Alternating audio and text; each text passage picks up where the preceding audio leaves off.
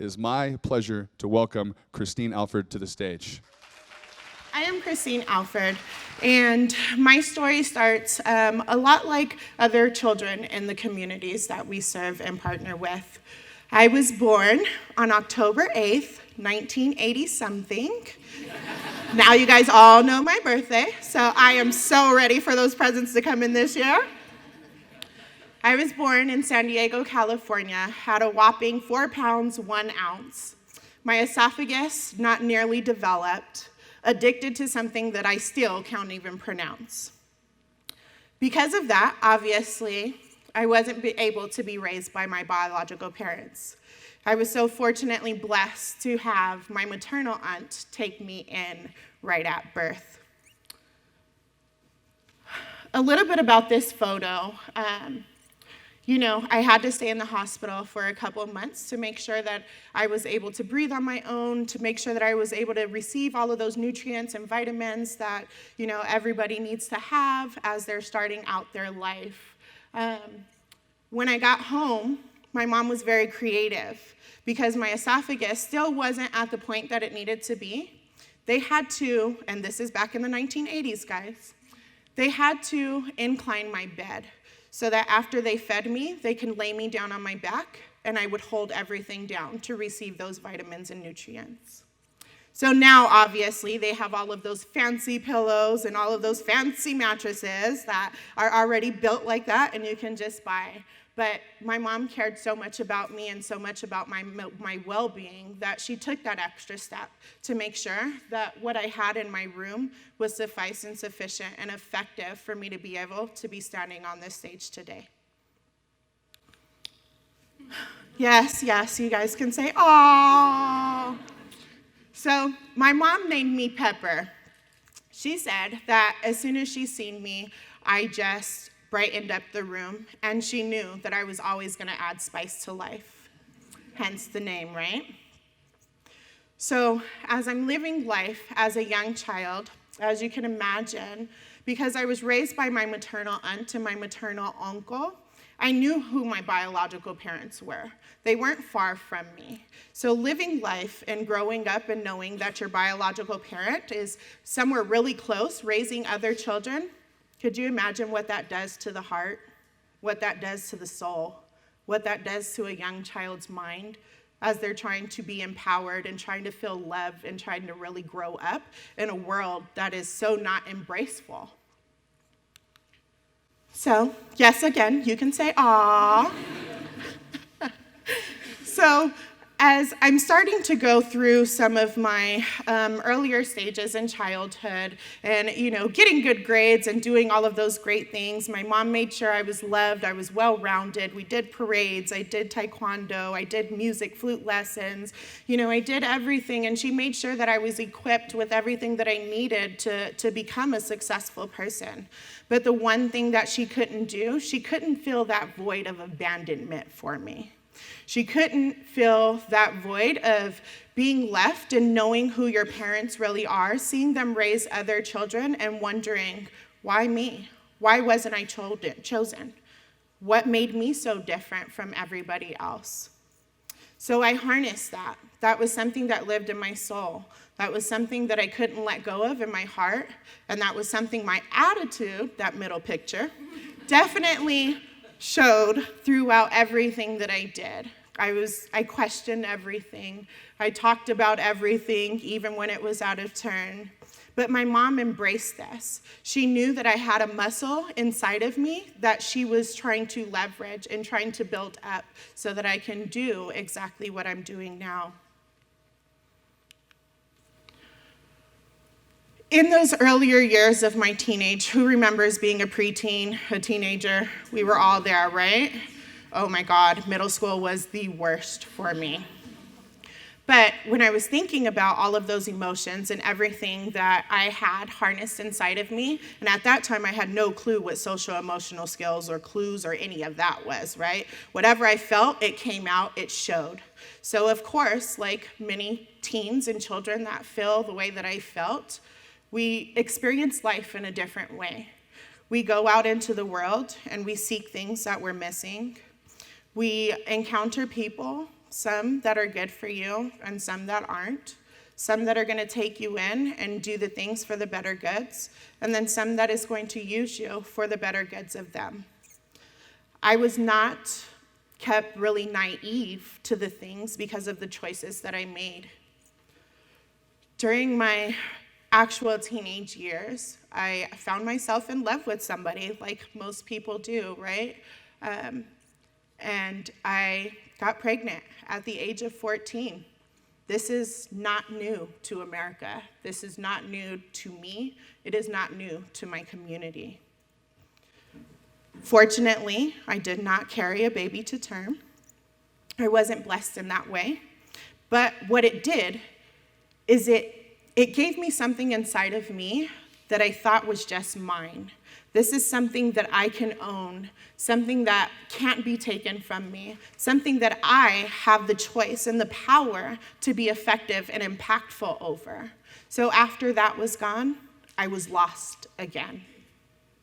So by that time, I was at a loss. I was putting an end to everything that I had knew before me, and I just kind of threw my hands up, and I was done. So I took I call them leadership qualities. I took my very well-equipped leadership qualities, and I told my mom, I said, "Mom, I'm leaving, and I'll be back when I'm ready to come back." That day I left, and I went to this place called Polinsky out in San Diego, California, which is a receiving home or orphanage, some may call it, for children that need somewhere to belong, for children that need someone to keep them safe, for children that need someone to really acknowledge their existence. But when I got there, that wasn't what was happening. I got there and I quickly realized that I was so humbly blessed. Being able to talk to the rest of these children that had so many horrible experiences, so many bad timings in their lives that caused them to be in this place that they thought would be that safe haven and be that empowerment and upliftment and that hug that everybody needs. That wasn't the case. And it's there where I found my self-worth. It's there that I knew that I was confident in the person that I was because of the great mom that I had, the strong woman that I had, the person that I knew was always cooking and always catering, and I was always hungry, and I always remember her saying, go get some fruit off the table. No matter what we had in the house, we always had that fruit bowl on the table. And I'm thinking about these children that didn't have that. They weren't given the chance to have that. So I'm sitting here looking at them while I'm confident in my skin, while I'm confident in my voice, while I'm confident in the power and the leadership skills that I have, that I know that carry. These children were not. They didn't have that voice. They didn't know how to use it. They weren't confident in their skin. They weren't confident in their face. And when you're not confident in your skin and don't have confidence in your voice, what do you have? Who's there to set you apart? Who's there to really recognize you and tell you, you are Christine, you are Amy, you are Laquan? There was nothing there for them. So at that moment, at that very moment, I'm dead. I'm ready to speak up. I'm ready to speak up on behalf of you, on behalf of me, on behalf of all the ill will I had against my parents, on behalf of all the love and affection that I had for my mom and for the rest of my family around me. So I was introduced to a CASA. A CASA is a court-appointed special advocate, for those of you that don't know. I encourage you to look them up. There is one here local in Denver. My CASA, not only was I introduced to my CASA, but I was introduced to a community of people that wanted to uplift my lived experiences, that wanted me to tell my story, that wanted me to feel love and love. They wanted me to feel respected and to feel needed and to know that I had value, that I was meant to be here, and that everything that I went through was for a purpose. So me and my Casa and our other team of, people that worked at Voices for Children and other teenagers at the time that thought like me, that had a voice and wanted to use that to maximize that connection, we started the Real Word panel. So I was humbly and blessed to be able to have the opportunity to go out to Washington, D.C., to speak at the National Casa Conference and to speak to Congress on behalf of putting an end to the negative impact that the foster care system was having on most of us. In the foster care system, nobody has their own identity. You don't get to wear your own clothes so everybody looks the same. No matter where your education level is, you all read from the same textbook. No matter what your cultural beliefs or how your heritage or how you've been raised, you still have to eat the same food. So I found myself advocating for these little things. This shirt is too big for her. Those pants are dirty. She needs an apple instead of this blueberry muffin that she's allergic to. Those are the types of things that we would talk about. We would talk about people's experiences and what led them to be there. And we would talk about how we're not going to use that to think about where it's going to take us or to think about where we can go, but to use that as a stepping stone to build those muscles that everybody in community has. So in Washington, D.C., at the National Casa Conference and speaking to Congress, we spoke about just that. We made sure that we were transparent, that we are authentic, and that we were setting a support system in place for the rest of the foster children to come to know that we stood in solidarity with them. So, of course, after that experience, I continued high school. I graduated in 2003 from San Diego High. Go Cavers. And this is something that most foster care youth don't do. They don't have the advantage to go to a public school. By the way, this is something, when I advocated for it, I got it. Those are those leadership qualities that I have. So after graduating, I was able to start my own family. I moved to Denver in 2005. I met the love of my life, my husband. He's amazing. We are now raising 3 of our children. We are adopting my nephew. And I have just found myself embraced by community and empowered and uplifted by community. I found myself reaching out to after-school programs. As you guys may know, raising children and as being a working family, it is not that easy to have a job and maintain those hours and pick kids up from school and make sure that you have time to do all of that extra stuff that you need to do to make sure that your family is self-sufficient. So I turned to an after-school program called Heart in Hand. Heart in Hand was an addition to my family.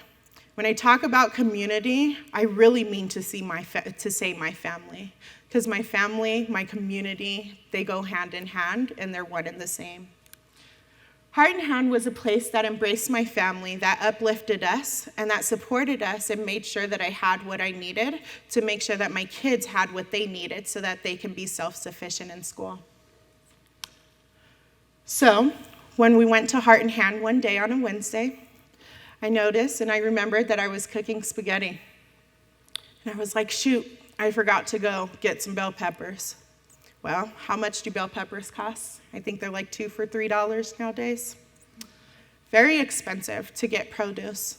I live in the 5 Points, which is considered a food desert. We'll talk about that a little later.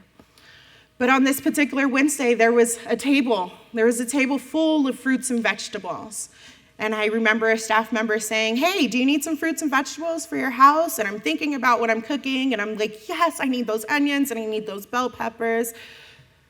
And I need everything on that table, right? Because I keep thinking about that fruit that my mom kept telling me. And raising boys, they're all boys, by the way. Raising boys, you guys know, as they're growing, they get hungry. They get hungrier and hungrier, and they want to go into the fridge and grab all kinds of stuff and make messes in your kitchen. So I'm thinking about this fruit that my mom always would refer to, the fruit on the table. So now I had a way to not only supplement that extra produce that I needed for my family, but I had a way to fill up that bowl, to make sure that I had those fruits and vegetables on the table for my kids to be able to eat. And I said, wow, what a program. What is this? This is unknown, unheard of. I've never been able to walk into a space and somebody welcome me and say, hey, do you take one of these bags and grab some of those potatoes and some of those onions and some of those carrots and some of those apples and those grapes, and we don't want anything in return. I don't need to know where you live. I don't need to know how much you make. I don't need to know if you have identification. I don't need to know if you qualify for any other assistance. I just want to support you in supporting your family and in supporting community. At that point, I knew I needed to do more. I wanted to do more. This was so impactful for my family that I needed it to resonate, and I needed it to flood our community and have that same impact on my neighbor that I knew was going through the same thing that I was going through, just in different ways. So I did just that. I started my own no-cost grocery program in the 5 Points community. It was at a drop-in center for an after-school program, and it was amazing. It lit up the kids' eyes. They were able to come in and pick what they wanted to eat. It wasn't mom saying, this is what we're having for dinner. But it was them looking at what was in front of them and saying, oh, my mom can make spaghetti with this. My mom can make salsa with tacos with that. We can have quesadillas with those extra tortillas. That is what I wanted to see. I wanted to empower and to educate and to know that there are people and places and resources out here that want to reduce those stigmas, that want to reduce those challenges and those barriers that have been set for us in this society. So after starting my own no-cost grocery program, the really cool thing about this is I was asked to join their board of directors. Board of directors, what is that? I had never heard of that, right? I didn't go to college and get degrees. I didn't work for other agencies that had big old people telling them what to do. But you know what? They asked me because I had something in me, and they seen something in me that was going to nourish, not only feed stomachs, but feed souls. And that's what we want to do. We want to change that mindset. We want to get people away from looking at, oh, there's food insecure people out here, but uplifting those that are from community, doing the work to make those changes and to make those impacts. So after joining the board of directors, I was able to join staff. Program director, Alford, something that I never thought of. Here I was all of my life. I was this abused child that was born without. I was this foster child that had a voice. I was this community volunteer that does so much for her fellow neighbors. I was this mother that loves to make sure that she is at every school function so that her kids know there's eyes everywhere. Right? I was this program manager that loved to stay in the day-to-day and get on the floor and get dirty with the kids and paint and do art and talk about social emotional curriculums that I now know that I should have had way back when, but I was able to have this gift of this curriculum to teach it to others that were going through some of the same things that I was going through. How that turned out was amazing. So after joining staff, I was blessed to really think about Denver Food Rescue in a different way. I was blessed to really not only think about the day-to-day, but to think about the broader vision and mission and how I was going to change it and how I was going to impact and how I was going to empower others, whether they come from my same walk of life, whether they come from a walk of life of each one of you sitting here. I was chosen to be able to bridge that gap, to leverage that connection, to make sure that faces like mine aren't the only ones sitting in rooms like these. I was chosen to make sure that other people that have been looked at through a deficit lens are empowered and challenged to take their experience and to make sure other people know, yes, this happened to me. Yes, my cup was half empty at one point, but yes, being in this room and being out in community and being able to share our stories and being able to be invited onto platforms like these is what it's about. We are no longer looking through that. So, Denver Food Rescue is a nonprofit organization. Our mission is to produce health equity. I think I have a pointer, don't I? Okay. Our mission is to produce health equity within Denver's neighborhoods. At DFR, we embrace the following core values. Health equity. Health equity is a right that should be enjoyed by everyone. Food security. Each individual deserves to have control of their own food situation. Integration of feedback. Lasting solutions will only be formed through consistent and authentic engagement with people who are experiencing the issues that we seek to address. When I look at this, I look at the definition of me. I look at the definition of what community has done for me, of empowering and utilizing my lived experiences to let everybody know that community engagement, integration of feedback, and allowing people that look like me, that have my experiences, into the room of those that are making decisions, those that are holding stakes, that are going to directly impact our community.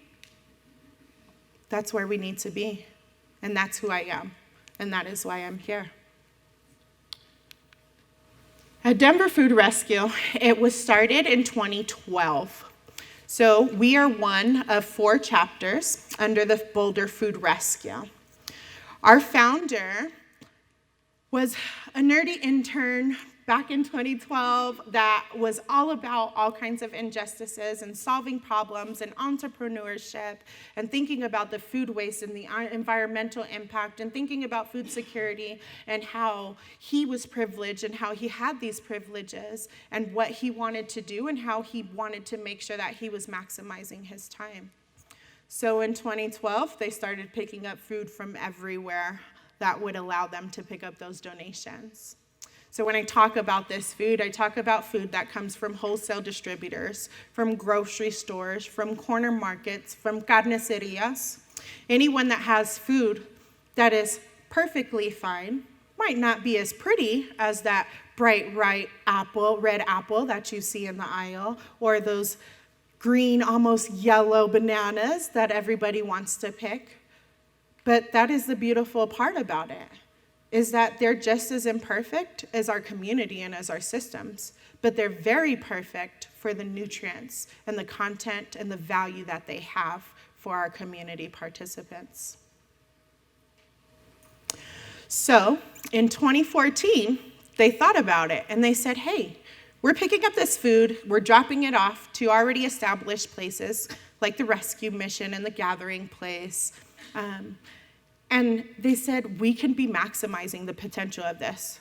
We can be reaching far more people, and we could be reaching the people that we want to reach. So in 2014, they started this model. I'll go back to that picture. They started this model of resident-led, volunteer-driven. So we have what we call no-cost grocery programs. So we go and pick up these donations. All of this beautiful food that's pictured here. On average, a program gets about 1,200 pounds of food.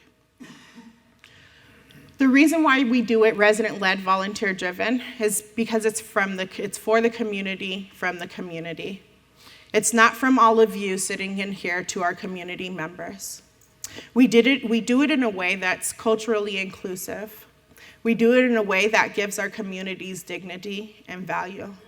We do it in a way that it empowers them to empower the next person to be able to utilize this resource for whatever they need to become self-sufficient. Does that mean that somebody from Cherry Creek or from the Rhino District can't come and get a no-cost grocery program and be a participant? No, that doesn't. Because what we produce is health equity, and health equity is for all. So we want to make sure that you have what you need to produce health equity for yourself as well. We do this in a creative way. So, you see these lovely bikes and trikes and trailers? These are what you are going to see all around Denver when we have our volunteers come and pick up food for us. So they pick up the food in a bike. Now, sometimes we've noticed that because of the need, right, it's a huge impact that we're making, and because of the need and because of where grocery stores are now, or where those corner stores are now, are so pushed far out from the people that really need that resource. So some of them do have to be done by car, but we definitely want to stick to the bike routes. So our volunteers, we have about 200 volunteers that sign up for weekly or daily shifts and come out, they go pick up the food, and they take it right to the community. So it's a direct distribution model. Why is that creative, you say?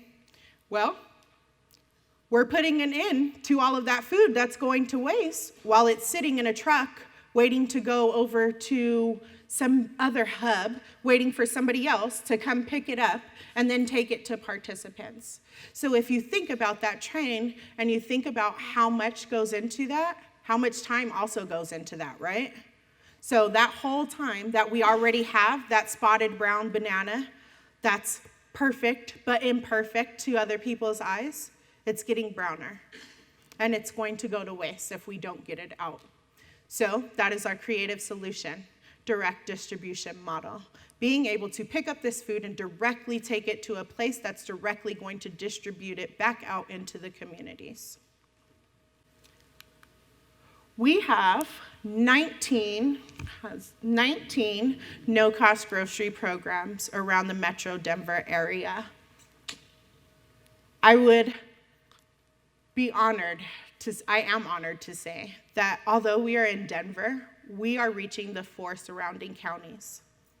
Last year, or actually, to give you guys a bigger number, since 2012, we have rescued over 2.1 million pounds of food. Hand clap, right? Yes, yes, yes. We have redistributed this food out to more than 65,000 participants in Denver. Another hand clap, right?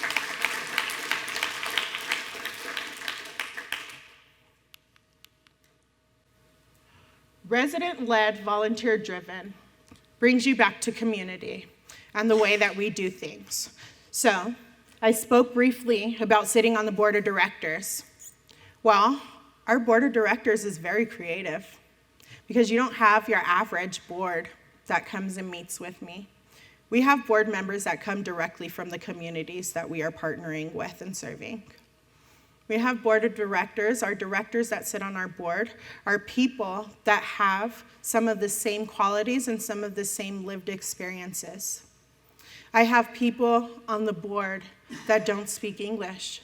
I have people on the board that runs their own organization. And many of the people on my board run their own no-cost grocery program because they know of the impact that it makes for their community. We do this because we want to get rid of that savior complex that is out there. Our communities know that they need a resource. We all undeniably know that 40% of food goes to waste. We all know that 1 in 11 adults are food insecure, and out of those 1 in 11, 1 in 7 are children. We all know this, right? But we want to make sure that we are addressing this in a way that feels good to the community. It doesn't feel good to say, I'm hungry, I don't have the money to go get this. Can you help me? It doesn't feel good to say that, but it feels good to walk into a space and know that my neighbor is running a program because she knows how much I need it, how much the next person needs it. And that is what no-cost grocery programs are. You will not ever walk into any one of our no-cost grocery programs and feel like it is the same program from the next. Every no-cost grocery program is very unique, culturally inclusive, and it's tailored to that specific demographic. So you will see some that have Zumba and cooking classes and have translators everywhere. You will see some where it's kids coming and grabbing groceries because they know that mom's at work and she's on her way to come pick them up, and this is something that they need in their fridge. You will have some places that are there to solely educate and make sure that that eggplant that nobody knows how to use or knows what to cook with, right? To make sure that we're cutting that up, we're making a salsa, and there you go, you have your vegan taco, right? Like, we're making sure that we are getting this food out in a way that is inclusive to them, that they can take it home, try something new, bring it back to us, and say, here's this amazing vegan taco, and I had no idea how to make it before, but because of my no-cost grocery program community, I now know what this eggplant is, or I now know that I can make barbecue pulled pork out of a jackfruit.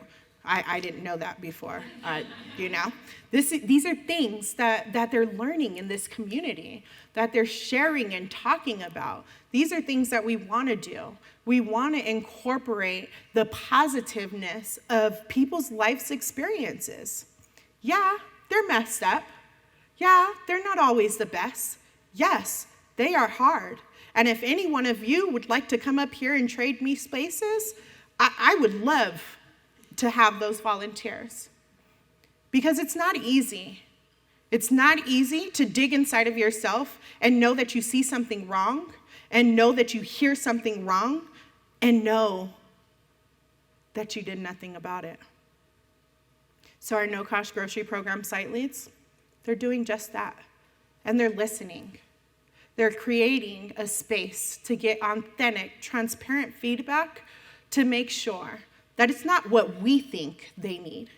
It's not what we think they should eat, but it's what they need and what they're saying they're needing. It's what they're thinking they should eat, but don't know how to do it. Creating that educational space that everybody can be in at any point in time in their life, and it's transparent, and it's solid, and it's always, always going to be warm and welcoming. That is our no-cost grocery programs, guys. These are some pictures. This is Sun Valley Kitchen. This lady here, her name is Irma, and she is amazing of a volunteer. So when I talk about our volunteers, we talk about them in many different ways. We have volunteers that really lead programs and run them. We have volunteers that are making sure that they're coming out and picking up the food and making sure that it's getting to them. And then we have volunteers like all of you that just sit and listen and receive and that want to do more.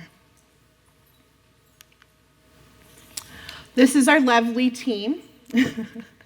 We are missing a couple of people, but when we talk about in, ladies and gentlemen, and them and theirs, we talk about it in a way that we don't know where to start or where to begin, but we all know that there's something that we need to end. So I want to challenge all of my creatives here in the room to think about how in your workplace, in your personal space, how you're uplifting community, how you're having that growth mindset, and how you're taking that deficit-based lens and turning it into something that's going to make community great, that wants to make community thrive, that wants to make sure that people like me have more chances and opportunities to share their story, to know that your words that you are saying to others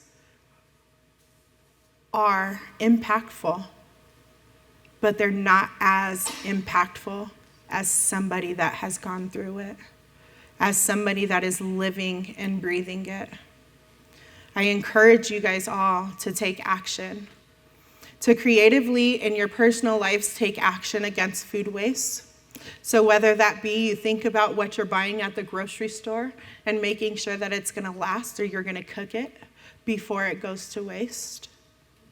I want you to think about the things that you're throwing in the trash that is making to the landfill. I want you to think about when you're in your workspace and you're hearing these conversations, and half of the time people talking about them have no clue what they're talking about.